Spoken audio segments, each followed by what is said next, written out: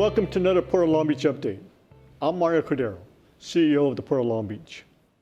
As you know, on June 14th, the International Longshore and Warehouse Union and the Pacific Maritime Association announced that their bargaining teams had reached a tentative agreement on a new 6-year contract. The contract covers some 22,000 dock workers at 29 seaports on the west coast of the United States, including the Port of Long Beach. The announcement was great news for everyone in the port industry. Although the previous contract expired on July 1st, 2022, ILWU dockworkers continued to move the cargo and keep the economy on track. Keep in mind that they had already been working throughout the pandemic years, as well as handling a surge of import cargo that led to record cargo movements in 2021 and 2022 at the San Pedro Bay Port Complex. We at the Port of Long Beach welcome the news of the agreement. Our most sincere thanks go to the negotiators from both parties who worked so hard and diligently to reach this landmark agreement.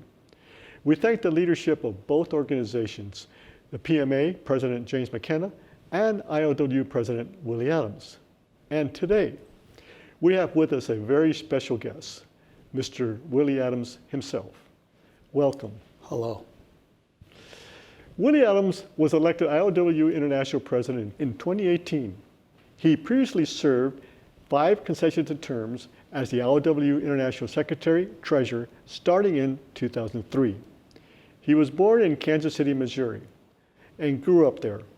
As an adult, he moved to Tacoma in 1978, where he went to work at the Port of Tacoma as a casual longshore worker.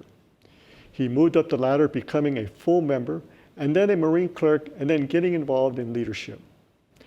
Willie has also been the executive producer for several documentary films, including one about the life of African-American writer Langston Hughes. Willie, thanks for joining me here today. Thank you. How does it feel to reach a tentative agreement after such a lengthy negotiation process? It's an elevating feeling, but the true heroes of this whole thing is the membership of our great union. How was Acting Labor Secretary Julie Su able to help bridge the remaining differences between the ILWU and the PMA to get this deal done? I think Secretary Su had the bully pulpit of President Biden. She came out on behalf of the president, and she didn't just stay one day. She stayed till we were done. It wasn't like a show and go. She stayed, she worked both sides, she talked to us together, and she goes, we got to try to get this done. A longshore contract is a very complex agreement. Can you highlight some of the issues that were the most difficult to hammer out? Clearly, automation, benefits, and a little bit about pension and wages. Well, now that you have a tentative agreement, please give us a sense of next steps and when we might see a ratification vote. Well, if you know our history, in some 80-some years, our ancestors laid out a blueprint for us. Next month, here in Long Beach, we will have the Longshore Caucus, which is the highest governing body of the ILWU Longshore Division. The agreement will be presented to the delegates from up and down the 29 West Coast ports. We will walk them through it. There'll be debates, there'll be questions, and then at the end of it, we will ask them, is it a yes vote or a no vote to take it to our membership? And then from there, the delegates, if they say yes, they will take it back to their work stop meetings and go through the document, allow the membership to hit the mic and to discuss what we've done and trying to get to where we needed to get to secure an agreement. You know, Willie, the ILWU membership continued to work without disruption throughout the pandemic, followed by a 13-month of contract negotiations with the PMA. How does this speak to your membership's perseverance and determination? The ILWU, with going through COVID and the contract, it's cemented its status as the premier union throughout the world with its poise, its focus, its patience, and just getting up every day and keeping the global economy going. The true essence of working class heroes and the working class. You know, on a more of a personal note for you, Willie, You are president of a 22,000 membership union that has and you have a big responsibility. What drives you to do what you do day to day on behalf of your members? I think it's an honor and a privilege.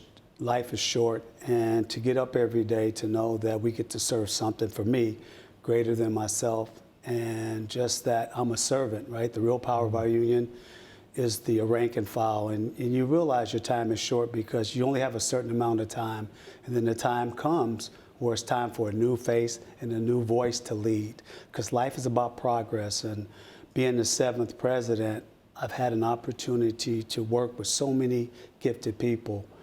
But more anything, it's the membership that drives us every day, our pensioners, our widows, and those that came before to try to make a contribution to this legacy that was built, starting with Harry Bridges and all the old timers. Right. And they used to call us wharf rats. Now they may use other terms for us now, but it's about pride. It's a pride about being a part of something that there's no amount of money that you could put on it. And if I had to do it over again, if God gave me another opportunity, I'd want to be a part of this organization. Well, very well said, Willie. Can you point to a particular experience in your life that was significant and prepared you to be the successful person that you are today? I think it was my parents. It was that constant wanting to only compete against yourself. Don't try to compete against other people. Compete against yourself. And don't look for faults in others. Look for faults in yourself to improve yourself. And I think my training ground was being actually in Local 23 in Tacoma. And when I started in the 70s, it was pretty tough being a black man in that local, right? It was only a handful of us in that local. And it was really, really hard. But I am so glad those old timers were so mean and so brutal. That's where they came from, right? A lot of them came out of the Depression, and that's all they knew. And I think their toughness prepared me for what it was in the real world, and to move past that stage in Tacoma to head on down to San Francisco and to do what I do today, and then that passion and fire. Well, my last question, Willie. Langston Hughes was known as the poet for the people, right, or of the people. Yeah. How would you think Willie Adams should be known? As someone who cares, who puts other people in front of him and sees the important thing that you can do is when you make other people, true leadership is making the other people around you good and making them great. That's what a leader does. He doesn't micromanage us. He's willing to take criticism, and he uplifts those around him and realizes his shortcomings and delegates those that have better skills than he does and let them run with it, not try to micromanage it, and always use the word we and us instead of the word I or me. Well, Willie, you are the leader of the working people. So with that, again, I'd like to thank Willie Adams for dropping by today and speaking with us. And again, we congratulate the ILWU and the PMA bargaining teams for reaching this tentative agreement. This agreement sends notice to the industry that the West Coast labor and terminal operators are serious about providing unparalleled service, efficiency, and reliability. The highly skilled longshore labor of the West Coast, especially in the San Pedro Bay complex, is an elite workforce that ranks among the best in the world. This contract agreement will have a huge benefit to the U.S. economy, which depends on our ports and the trade they facilitate. Thank you very much for watching.